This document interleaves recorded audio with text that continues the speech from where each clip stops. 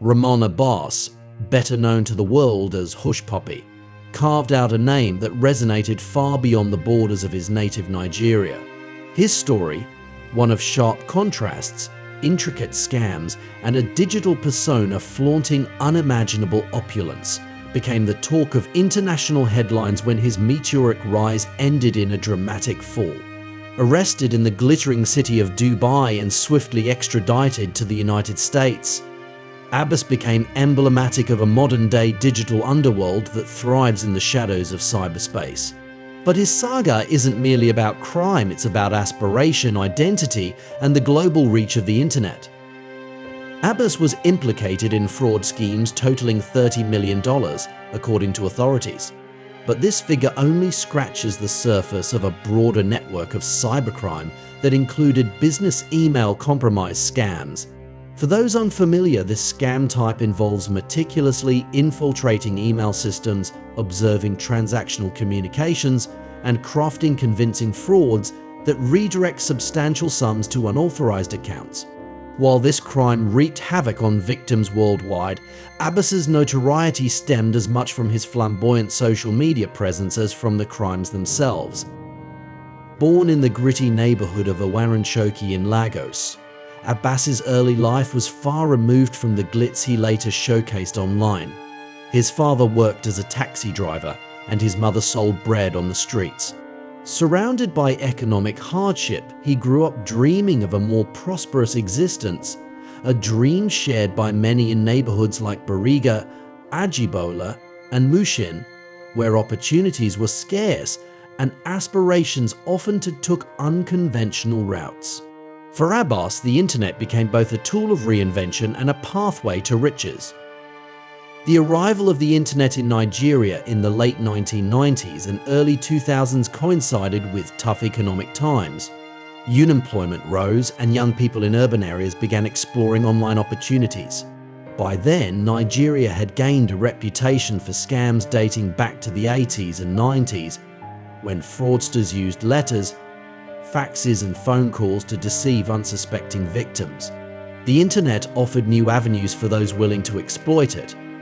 A subculture emerged, with young men dubbed Yahoo Boys, a term derived from the free email services they used to carry out their schemes. One Nigerian criminologist, Adedeji, immersed himself in the lives of these Yahoo Boys to understand their motivations and methods. He noted their innovation and determination, born out of limited opportunities.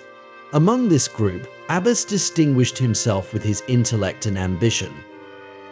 As others remained in their home country, he relocated to Malaysia, where a more sophisticated digital infrastructure enabled him to refine his craft.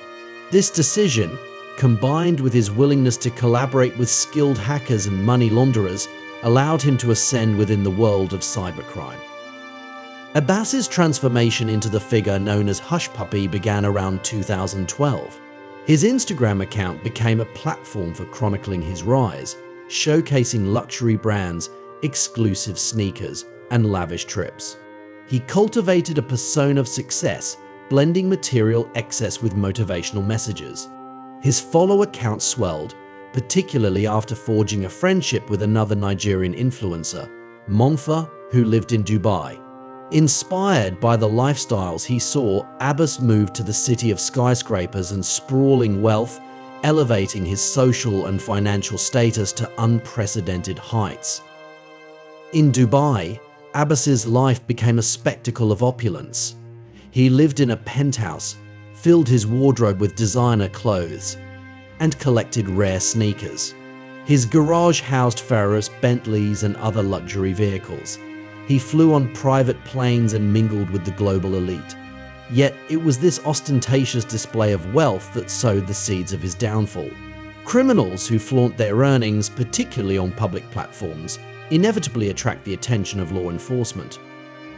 The Federal Bureau of Investigation began closing in on Abbas through a series of connections, including Canadian money launderer Galib Alomari. Messages on Alomari's phone revealed his involvement in a loosely organized network of hackers and fraudsters. These individuals collaborated on high-stakes crimes, including the theft of $13 million from a Maltese bank and a business email compromise scheme targeting two companies in the United Kingdom for sums approaching $100 million each. Even an English Premier League football team was reportedly a target.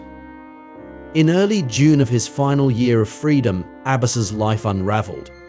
Dubai's SWAT team raided his penthouse, arresting him on charges that exposed the extent of his crimes. Within 48 hours, he was extradited to the United States to face justice. Yet, even with Abbas in custody, the systemic issues underlying cybercrime remained far from resolved.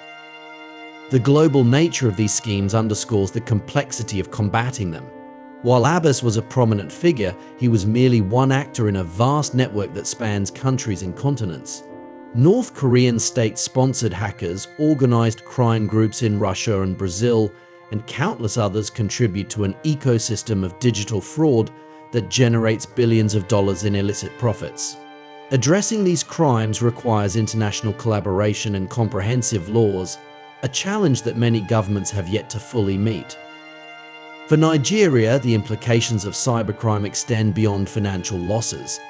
The stigma associated with scams has fueled police corruption and brutality, particularly by the now disbanded Special Anti-Robbery Squad, or SARS. Allegations of harassment, torture, and extrajudicial killings by SARS officers sparked nationwide protests in recent years. These demonstrations, part of the broader EndSARS movement, highlighted the deep mistrust between Nigerian youth and law enforcement. Many young men were targeted under the mere suspicion of being Yahoo boys, regardless of evidence. Abbas's story is one of aspiration turned avarice, of a young man who sought a better life but chose a path that harmed countless others. It reflects broader societal challenges, from inequality and unemployment to the allure of social media validation. While his arrest removed one major player from the scene, the forces that enabled his rise remain firmly in place. The fight against cybercrime demands more than arrests. It requires addressing the root causes of economic desperation, fostering international cooperation, and creating laws that reflect the digital age.